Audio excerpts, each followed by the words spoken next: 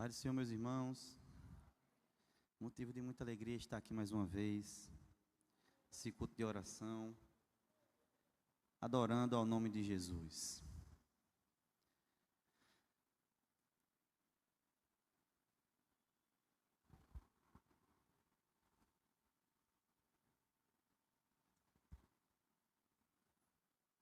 Convido os irmãos que abram a Bíblia no Evangelho de Mateus, capítulo 11, dos versos 28 ao 30.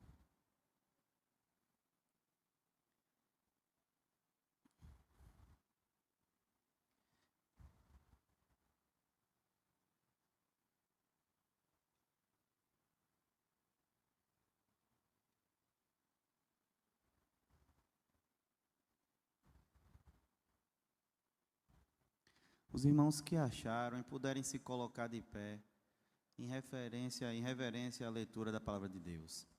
Eu pedi ao irmão Altair que colocasse na versão NAA, ali no Data Show. Os irmãos que puderem também, vamos acompanhar. Diz o seguinte, a palavra de Deus: venham a mim todos vocês que estão cansados e sobrecarregados, e eu os aliviarei. Tomem sobre vocês o meu jugo e aprendam de mim, porque sou manso e humilde de coração. E vocês acharão descanso para a sua alma, porque o meu jugo é suave e o meu fardo é leve. Senhor Jesus, aqui está a tua igreja, Pai. Aqui está o teu povo sedento de ti, Pai. Aqui está o povo, Senhor, que precisa ouvir a tua voz, que vieram aqui, Senhor, para ouvir o Senhor falando. Em nome de Jesus, Pai, por misericórdia, porque eu não mereço, nem sou nada, mas, Pai, se o Senhor aprouver no seu coração, fale com sua igreja, porque a tua palavra diz, Senhor, que um coração contrito o Senhor não rejeitará. Em nome de Jesus, fala com tua igreja hoje, Pai. É o que nós te pedimos, como o Senhor sempre tem feito, Pai. Em nome de Jesus. Amém. Os irmãos, pode sentar. Deixa eu abrir aqui a minha fila. Pronto. Esse texto, meus irmãos, o capítulo 11 de Mateus, ele está inserido em um contexto de rejeição. E eu vou explicar aos irmãos o porquê. Nesse texto que nós lemos, são os últimos 3 versículos desse texto, nós encontramos ali um convite. Se eu pudesse dar um tema para essa mensagem, seria um convite maravilhoso. Mas esse convite maravilhoso, ele está inserido em um contexto de rejeição. Se não, vejamos, meus irmãos, no versículo 16 ao 19, vocês vão encontrar João Batista pregando e sendo rejeitado. Porque João Batista era uma pessoa antissocial, era uma pessoa que vivia no deserto, era uma pessoa que não comia, que não bebia, que não tinha aprovação social, não andava com muitas pessoas. E por conta disso, muitas vezes até diziam que ele era endemoniado. João Batista foi rejeitado por isso, porque era antissocial, porque não comia, não bebia, tinha uma dieta totalmente diferente da dos demais, vivia no meio do mato, no meio do deserto ali, sem contato com ninguém, e as pessoas rejeitaram a palavra de João Batista. Mas notem que no versículo 19, Jesus também foi rejeitado, só que Jesus era diferente de João Batista.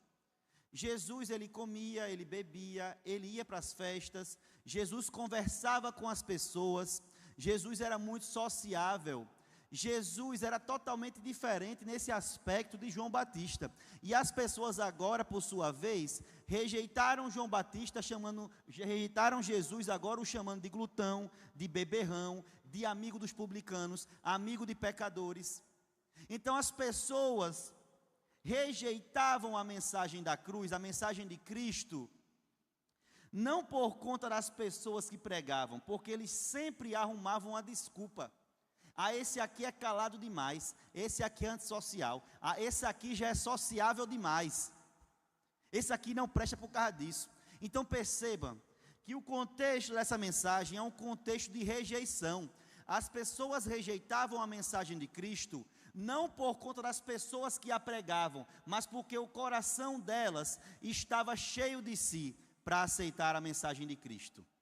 Então, independente de quem pregasse a palavra, ou de suas características, de suas habilidades, de seu perfil pessoal, as pessoas iriam rejeitar a mensagem de Cristo. O ser humano, ele rejeita o evangelho e ele sempre vai arranjar uma desculpa. Ah, mas porque aquele irmão é um pouco cheinho. Ah, porque aquele irmão ali é magrinho demais. Eu não gosto de ouvir sermão de gente magra demais. Eu não gosto de ouvir sermão de gente muito baixinho. Eu não gosto de ouvir sermão de gente muito alto. Sempre vai ter uma desculpa para aquele que quer rejeitar a mensagem de Cristo. Ah, porque ele é pecador. Quem não é? Só Jesus. E mesmo Jesus pregando que não tinha pecado, ainda rejeitaram ele. Avalie só minha pregação. Mas nos versículos 20 ao 24, existe um outro contexto também de rejeição, para fortalecer que aquele cenário em que Jesus falou era um cenário de rejeição. Veja que Jesus agora, a partir do versículo 20, ele vai falar alguns ais. Quem já ouviu esse termo, ai? Ai de ti, Betsaida, ai de ti, Corazim. Lá no versículo 23, ele vai falar, ai de ti, Cafarnaum. Veja só, são lugares onde Jesus entrou, pregou o evangelho. O próprio Cristo, Deus encarnado, entrou, fez prodígios, milagres e maravilhas, e o povo rejeitou. O texto vai dizer que haverá menos rigor no dia do juízo final, para as piores cidades do mundo, Tiro, Sidom, Sodoma, Gomorra, do que para com essas cidades aqui, onde ele entrou, pregou o evangelho e o rejeitaram. Então, diante de um cenário onde haviam pessoas arrogantes, pessoas soberbas, detentores da verdade, fariseus legalistas, que rejeitavam a palavra de Cristo, porque Cristo era sociável demais, porque Cristo era amigo dos pecadores, porque Cristo buscava a ovelha perdida. Nesse cenário de rejeição, nesse cenário de pessoas que viraram as costas para Cristo, é nesse cenário que Jesus faz um convite maravilhoso. E eu me lembro muito da parábola da grande festa, que foi enviado o convite para muita gente das bodas. Olha, vai ter uma grande festa, e todo mundo rejeitou. E o Senhor da festa, tendo visto aquilo, foi nas ruas, chamou os coxos, os aleijados, os necessitados, e houve festa. Mesmo assim é nesse texto, ao meu ver, porque os dele o rejeitaram. Os conhecedores da lei o rejeitaram, mas Jesus está fazendo um convite maravilhoso, não para aqueles legalistas agora que o rejeitaram, mas para nós.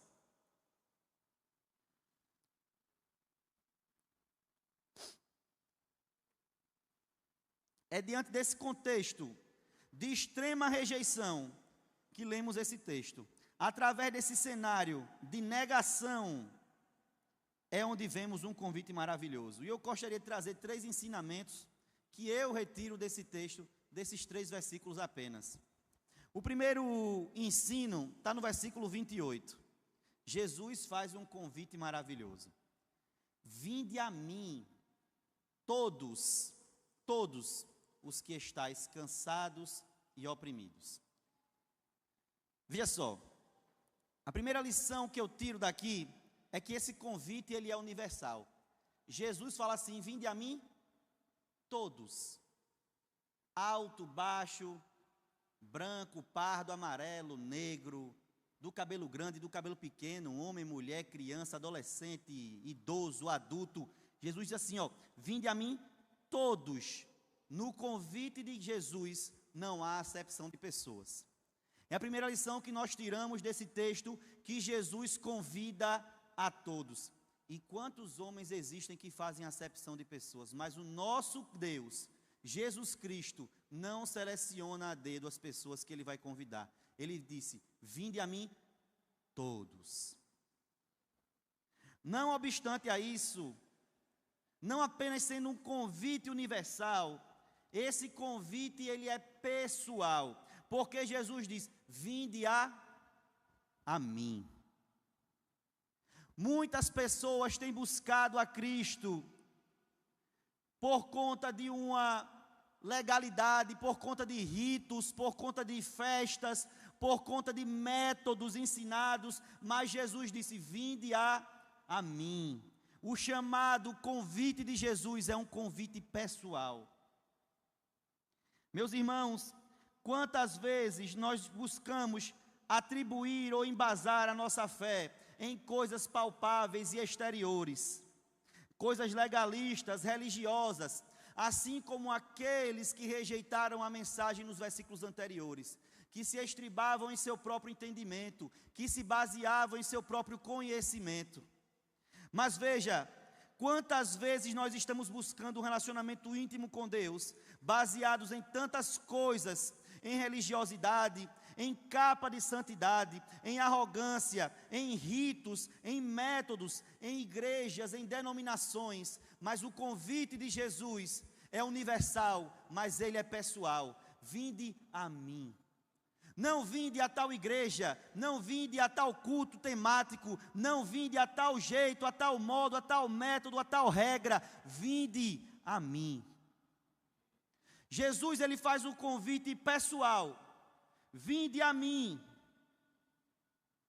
Porque é só Jesus que traz a paz. É só Jesus que traz alegria para a nossa vida. É só Jesus que traz refrigério para a nossa alma.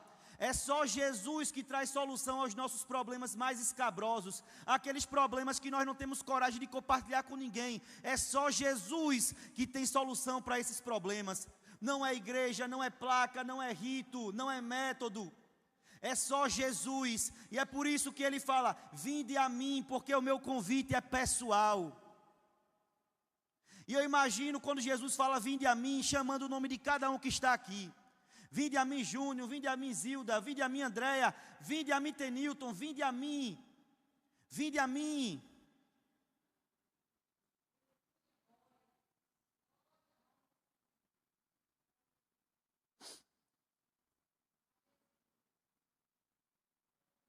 E não só isso, meus irmãos, mas o convite de Jesus é para pessoas que têm consciência de suas necessidades. Porque o texto continua dizendo: vinde a mim todos os que estão cansados e sobrecarregados. Outras versões, oprimidos.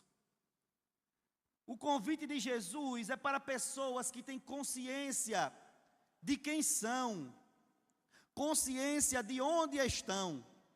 O convite de Jesus é para todos, é universal, ele é pessoal, mas sobretudo é um convite para aqueles que têm consciência de quem são. Porque veja só como nós vemos no contexto em que esse texto está inserido, haviam pessoas que estavam rejeitando fortemente a palavra de Deus. Mas por que estavam rejeitando? Porque eram legalistas. Porque acreditavam que os ritos salvariam elas, porque acreditavam que a sua arrogância e prepotência, por apenas ter um sangue ou uma linhagem, iria lhes garantir salvação e vida eterna. Mas Jesus está dizendo aqui exatamente o contrário. Vinde a mim, vocês que estão cansados e sobrecarregados. Tem muita gente, meu irmão, dentro da igreja, que está cansado da religiosidade, do formalismo, do legalismo. Mas quando Jesus veio, ele veio, não veio para trazer peso, ele veio para tirar o peso. Jesus veio para aliviar o fardo. Jesus não veio colocar mais peso nas costas de ninguém. Jesus veio para que você tivesse liberdade, para que você fosse livre, para que você fosse leve. Esse é o propósito de Jesus em vir aqui à terra. Então vejamos, meu irmão, o que então quer dizer cansado. Quem são essas pessoas que estavam ali cansadas, ainda no versículo 28? Com certeza, meus irmãos, cansados aqui, não são a pessoa que sai cedinho, que acorda de 3:30 da manhã, 4 horas da manhã, para trabalhar, e chega em casa exausto, depois de uma rotina de trabalho, do trânsito exaustivo de Recife, 2 horas de trânsito, 3 horas no barro. Não, o texto não está falando desse tipo de cansaço, porque esse tipo de cansaço tem remédio. Esse tipo de cansaço, uma cama e 8 horas de sono não resolve. Mas Jesus está falando aqui de um cansaço que só Ele pode resolver. O cansaço aqui, meus irmãos, é um cansaço da alma. O cansaço aqui muitas vezes é o peso do pecado. O cansaço aqui muitas vezes é o diabo buzinando no seu ouvido, dizendo que você não é capaz, porque você já fez isso, aquilo e aquilo outro. O cansaço muitas vezes é o peso do legalismo que a gente leva sobre os ombros. O cansaço aqui muitas vezes é um perdão que não é liberado. O cansaço aqui é o cansaço da alma. E nesse cansaço só existe uma solução, é Jesus de Nazaré. Mas note que o texto não fala apenas dos cansados. O texto usa uma palavra muito mais pesada, os sobrecarregados.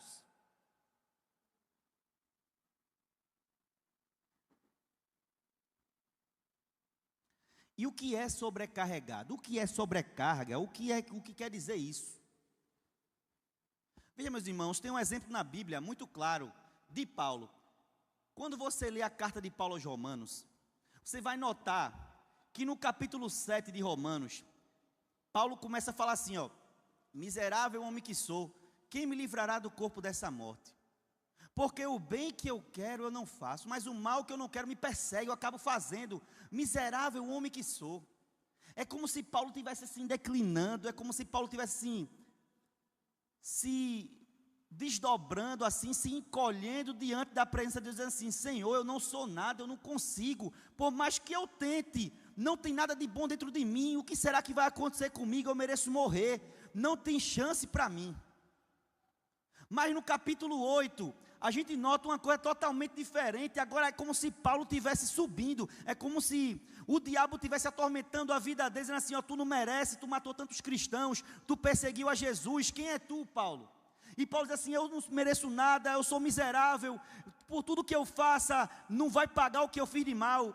Mas no capítulo 8, é como se o Espírito Santo soprasse assim no ouvido e disse assim: ó, Paulo, a minha graça te basta, porque nada pode te afastar do amor de Cristo. Olha, Paulo, não é o que tu fez, não é o que aconteceu na tua vida lá atrás, no teu passado. Olha só, não me importa o que tu fez, eu faço questão de esquecer o que você fez. Mas olha, não é morte, não é anjo, não é principado, não é profundidade, não é altura, não é poder, não é o porvir, não é o futuro, não é o passado. Nada pode te afastar do amor de Cristo, Paulo. Nada pode te afastar. Às vezes nós estamos cansados porque nós estamos atormentados, porque não conseguimos liberar perdão, até sobre nós mesmos. Muitas vezes o perdão é externo com alguém, mas muitas vezes o perdão é interno. E a gente fica se martirizando por algo que Jesus já fez questão de tirar de nós, por algo que Jesus já fez questão de jogar, de lançar nas profundezas do mar, que Jesus já fez questão de apagar. E Jesus está dizendo assim nessa manhã: vinde a mim você que está cansado, vinde a mim você que não consegue dormir à noite, vinde a mim você que está angustiado, que está com ansiedade, que está com problemas tentando resolver com suas forças, vinde a mim você que está cansado, mas vinde a mim você que está sobrecarregado. Porque, meu irmão, a sobrecarga é uma carga acima da carga que você aguenta, da carga que você suporta. E com certeza, meu irmão, Jesus não coloca carga em ninguém que não possa carregar. Então, quem coloca essa sobrecarga sobre nós somos nós mesmos. E o que é então, Pablo, essa sobrecarga? É quando você começa a somatizar várias coisas. Uma carga é um pecado não arrependido, uma carga é um perdão não liberado, uma carga é uma angústia, uma carga é uma ansiedade. E você vai somatizando aquelas cargas nas suas costas, e você começa a andar assim, curvado, com muito peso nas suas costas. Mas Jesus diz assim, ó: vinde a mim você que está cansado e sobrecarregado, porque eu sou o remédio.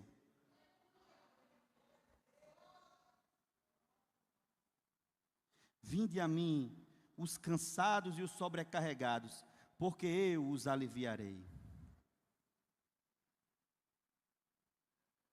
Mas notem, meus irmãos, que Jesus não faz apenas um convite maravilhoso. Jesus faz uma promessa maravilhosa. Porque os convites de Jesus vêm acompanhados de promessas. Os convites de Jesus não são como os convites do homem, que diz assim, olha, talvez dê certo, talvez não dê. Se der certo vai ser assim, se não der vai ser assado. Olha, vem aqui fazer um teste na empresa, se der tudo certo tu fica, se não der tu vai. Os convites de Jesus têm promessa, porque Ele é dono do tempo. O convite de Jesus é assim, olha, aqui vai ser assim, se você fizer assim, vai ter promessa para a eternidade, porque eu faço aqui e faço ali, porque eu estou no passado, no presente e no futuro. Os convites de Jesus, eles sempre vêm acompanhados de uma promessa. É assim que nós vemos no Sermão do Monte, quando Jesus fala sobre as bem-aventuranças. Bem-aventurados os pobres de espírito, porque herdarão a vida eterna. Bem-aventurados os mansos, porque herdarão a terra, né?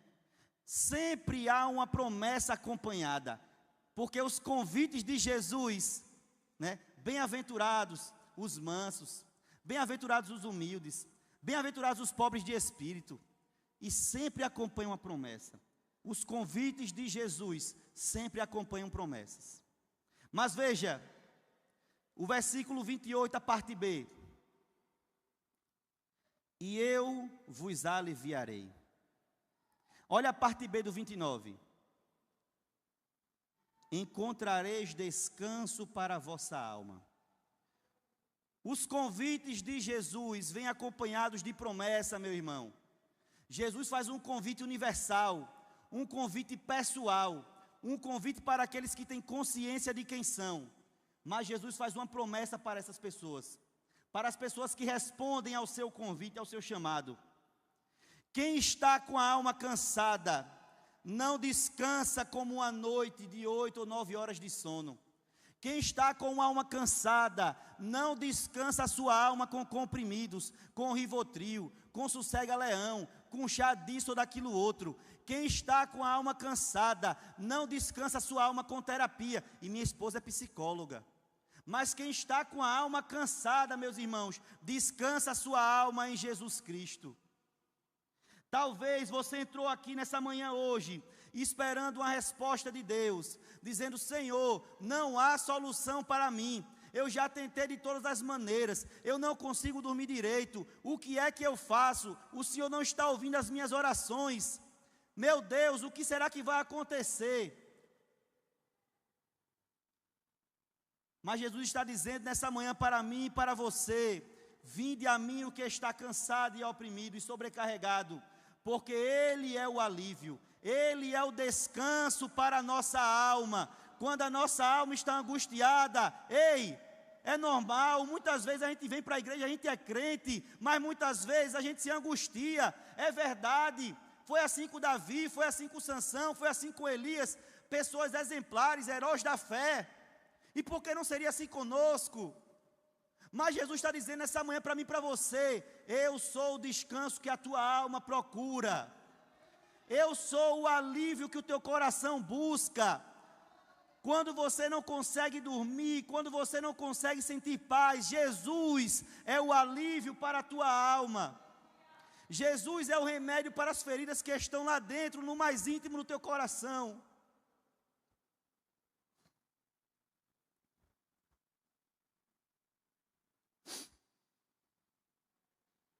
Aleluia.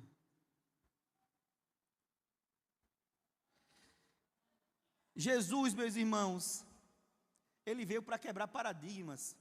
Ele não esmaga a cana quebrada. Jesus não pega o que está cansado e oprimido, esmaga mais ainda e chuta para a sarjeta, não. Meu irmão, Jesus, Ele traz alívio, Ele traz cura. Muitas vezes, aqueles que deviam nos abraçar, nos enxotam. Muitas vezes, aqueles que nos deviam estender as mãos, não estendem. Mas Jesus não é assim. Jesus é diferente. O que aconteceu com Pedro, meu irmão? Pedro estava lá desacreditado, sem uma perspectiva de vida, e acontece aquela pesca maravilhosa. E Jesus chama Pedro para andar com ele.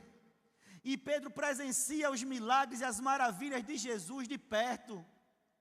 Chega um momento que Jesus fala assim, olha Pedro, quem é que o povo diz que eu sou por aí? E Pedro diz, uns diz que tu é Moisés, Elias ou um dos profetas. Mas tu, Pedro, quem dizes que eu sou? O Senhor é verdadeiramente o Filho do Deus vivo. Jesus diz: bem-aventurado és tu, Simão Barjona, Simão Pedro, porque o Pai o revelou quem sou eu. Mas um pouco depois, alguns versículos depois, Jesus está ali dizendo que vai morrer, o que vai acontecer com ele. E Pedro diz: não, Senhor, de maneira alguma o Senhor vai morrer, eu vou morrer no teu lugar. E Jesus fala: para trás de mim, Satanás. E Pedro continua a caminhada com Jesus, Pedro continua andando com Jesus, e quando Jesus morre, Pedro nega Jesus. E Jesus vai na praia depois e encontra Pedro, existe um encontro maravilhoso, e Pedro diz: apacenta as minhas ovelhas, Pedro, tu me ama, Pedro, apacenta as minhas ovelhas. Jesus não quebra a cana que já está moída no chão não, meu irmão. Jesus não quebra a cana que já foi quebrada 3, 4, 5 vezes não. Jesus pega a cana quebrada e reconstrói. Jesus pega a pessoa que está quebrada, cansada, oprimida, sobrecarregada, e Ele alivia o fardo. Não importa se foi 2, 3, 4, 5, 6, 10 vezes. Jesus não é esse tipo de pessoa. Jesus não é como os homens que nós vemos aí na terra, por aí por fora. Jesus não é como nós mesmos que somos assim, arrogantes, egoístas, presunçosos. Jesus não quebra quem está oprimido. Jesus não despreza um coração contrito e quebrantado. O que é que Jesus fez com a mulher samaritana, com a mulher que foi pega em adultério, com Maria Madalena? O que é que Jesus fez comigo e contigo? Jesus não é esse tipo de pessoa legalista. Jesus, quando vê uma pessoa, um filho seu, amargurado, cansado, sobrecarregado, aflito, angustiado, Ele não tem prazer na sua tristeza, na sua angústia. Jesus pega o quebrado e reconstrói.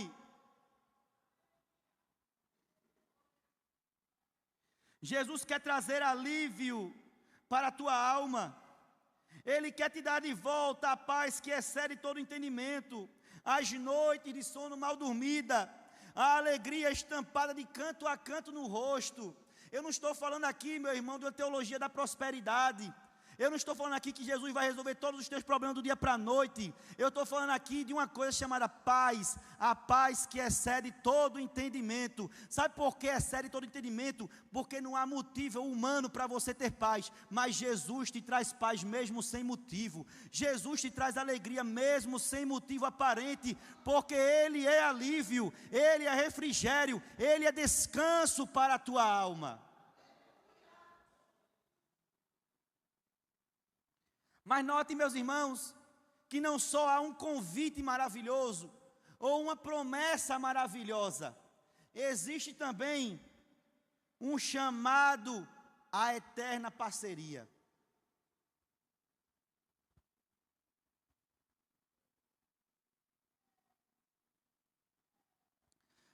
Leia comigo o versículo 29 e o 30. Veja o que diz: tomai sobre vós o meu jugo, tomem sobre vocês o meu jugo e aprendam de mim, porque sou manso e humilde de coração, e vocês acharão descanso para a sua alma, porque o meu jugo é suave e o meu fardo é leve. Jesus, Ele não nos convida, meus irmãos, para uma vida de monotonia, uma vida de estagnação. Jesus, Ele não nos convida para ficar parados. Jesus nos convida, nos chama, nos vocaciona para a ação. Veja, Jesus nos convida, meus irmãos, para uma vida de propósito. Quando o texto fala, tomai o meu jugo, Jesus não te chama para ficar sentado no banco, Ele te chama para trabalhar. Porque o que cansa, como a gente viu, não é o trabalho. O que cansa são várias outras coisas que a gente falou. Mas o trabalho, ele não cansa a alma de ninguém. O trabalho dignifica a alma. E Jesus te chama para uma vida de propósito, de trabalho. Jesus, Ele me trouxe aqui hoje, nessa manhã, para lembrar que tem muito crente que tem propósito, mas está desacreditado, vivendo em Lodevar, na terra do esquecimento. Jesus me trouxe aqui para lembrar que você tem um propósito.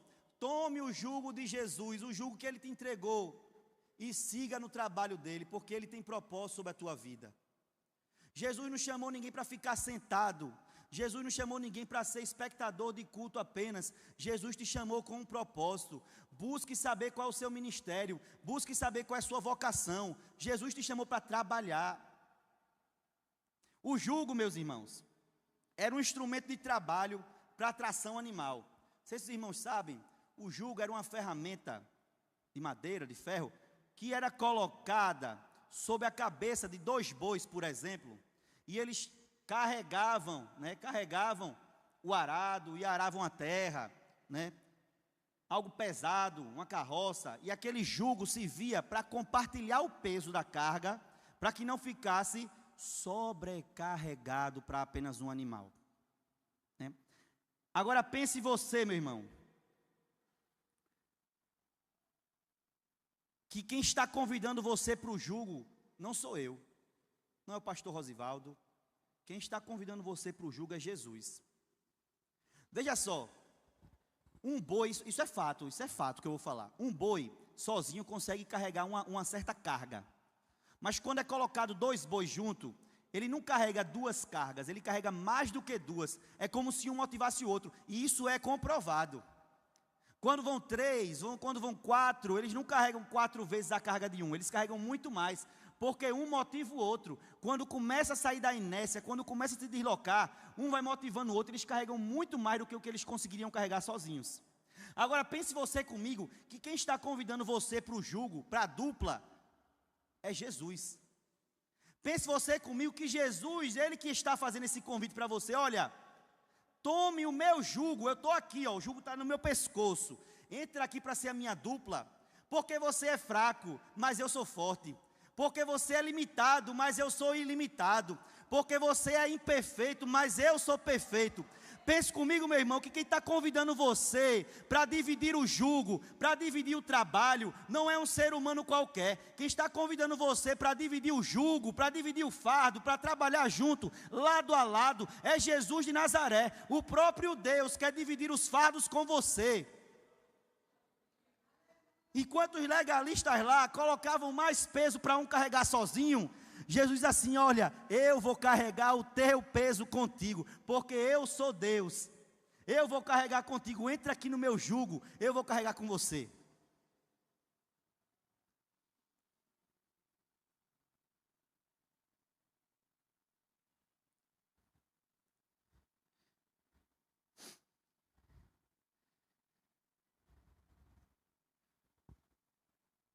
Jesus convida a gente para carregar o jugo com Ele, para dividir o fardo. Meu irmão, conhecendo Jesus como nós conhecemos, lendo a Bíblia, se a gente divide o fardo com Jesus, eu quero saber qual peso a gente vai carregar. Se Ele não é onipotente para carregar todo o peso, se o nosso Deus não é todo poderoso, Ele vai carregar todo o peso que aflige a nossa alma. Não vai sobrar peso nenhum para a gente não, porque Ele vai carregar. A Bíblia diz em Isaías que Ele levou sobre si as nossas dores. O castigo que nos traz a paz estava sobre Ele, sobre as suas pisaduras nós fomos sarados. Jesus carrega o nosso fardo, Ele alivia o peso. Meu irmão, minha irmã, eu não estou falando que na vida cristã não existe luta nem dificuldade, eu não estou falando isso. Eu estou falando que quando Jesus está no barco, aquela dificuldade não se torna um peso para a tua alma, aquela luta não se torna uma angústia para o teu coração. Quando Jesus está com você, carregando contigo o fardo, quando você divide o jugo com Ele, aquele fardo se torna leve, aquele jugo se torna suave. Mas note, meus irmãos, que o convite de Jesus não é apenas para a ação, é um convite para o aprendizado, para o discipulado. Porque Jesus diz assim: aprendei de mim, que sou manso e humilde de coração. A vida, meus irmãos, é muito mais do que decorar dogmas, do que decorar versículos da Bíblia, do que decorar textos bíblicos. A vida é um discipulado de aprendizado com uma pessoa, e essa pessoa é Jesus Cristo. Agora veja, meu irmão, qual o problema Jesus tinha denunciado lá no começo do texto, quando eu comecei a falar? Pessoas arrogantes, pessoas legalistas, pessoas soberbas. Mas agora Jesus vem dizer assim: olha, não aprendam com eles, aprendam comigo, que eu sou manso e humilde de coração. Aprendam de mim. Não aprendam com essas pessoas que tramam mal pelas suas costas. Não aprendam com as pessoas que fofocam. Não aprendam com as pessoas que levantam calúnias e difamações. Aprendam de mim. Não aprendam com essas pessoas que arrotam santidade. Aprendam de mim, que sou manso e humilde de coração. Meus irmãos, vocês sabem o que significa ser manso? Essa palavra manso era usada para um animal adestrado, um animal domesticado. Porque um cachorro, por exemplo, um pitbull, uma fera, forte, violento, se não for adestrado. Se não for adestrado, ele vai usar a força dele porque não presta, para fazer o mal. Mas se for adestrado, vai ser útil. Um boi brabo, um cavalo indomável, do que serve? Quando a Bíblia fala que Jesus é manso e humilde de coração, ele está nos ensinando um princípio de mansidão. Sabe o que é ser manso, meu irmão? É o que a irmã Érica fez. Ela falou aqui hoje o testemunho dela. É você estar no seu direito, porque ele afrontou a sua fé, porque ele falou mal de você, porque ele até agrediu a própria filha. Mas ele dizia assim: olha, eu vou abrir mão do meu direito e vou colocar nas mãos de Deus. Eu vou colocar aos pés do Senhor, porque Ele cuida de mim. E não só isso, ser manso, meu irmão, é dizer assim: olha, eu não quero somente não exercer os meus direitos, mas eu vou orar para que você receba o direito da vida eterna. Isso é ser manso, meu irmão. E a Bíblia diz que os mansos herdarão a terra. Mateus 5,5 diz: bem-aventurados, felizes, os mansos, porque eles herdarão a terra. E não é essa terra aqui apenas não, é a terra celestial, são as moradas eternas, porque o manso aprendeu com Cristo, porque só Ele é manso e humilde de coração para ensinar.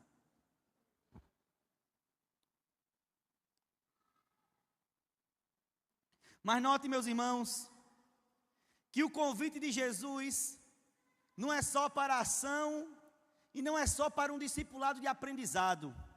Mas o convite de Jesus garante uma vida maravilhosa.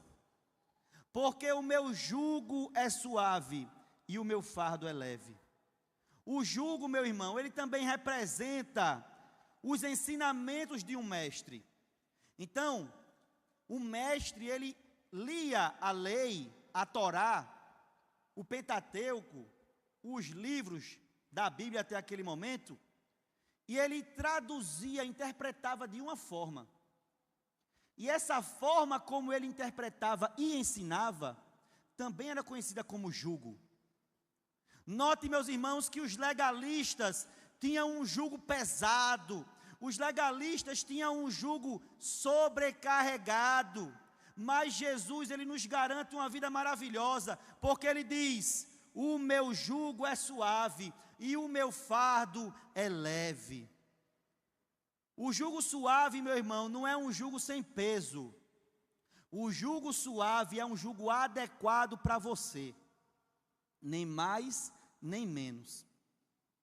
O jugo do boi, ele não podia ser muito folgado, nem muito apertado. Porque se fosse muito folgado, o outro boi puxava e ele se estrangulava. Se fosse muito apertado, apertava o pescoço dele.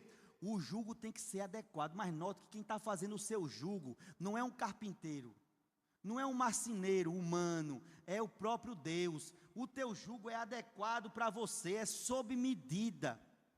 O fardo que Jesus tem para você é leve. Meu irmão, minha irmã, não se acomode com as mentiras que Satanás fala a seu respeito. Não dê ouvido ao diabo. Esse peso não é seu. Jesus carregou sobre si as nossas dores. Tem muito crente sobrecarregado dentro da igreja, carregando fardo. Tem muito crente dentro da igreja que não consegue liberar perdão sobre sua própria vida. Eu preciso dizer para você nessa manhã, meu irmão, o fardo de Jesus é leve, o jugo de Jesus é suave. Ele está chamando você para caminhar com Ele, lado a lado, dividindo o jugo com você. Jesus quer dividir os fardos com você. Não dá mais para viver uma vida sobrecarregada de angústia. O teu Deus, o teu Jesus já levou sobre si os pesos. As dores que afligem a tua alma têm uma data de validade, e em nome de Jesus acaba hoje.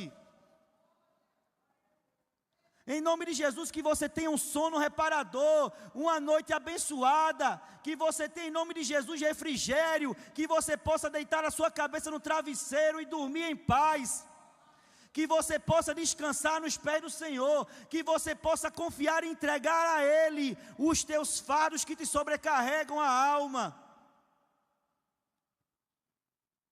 Meu irmão, Jesus disse assim, vinde a mim o que está cansado e sobrecarregado, porque eu vou aliviar, porque eu vou trazer descanso para a alma, porque o meu jugo é suave e o meu fardo é leve.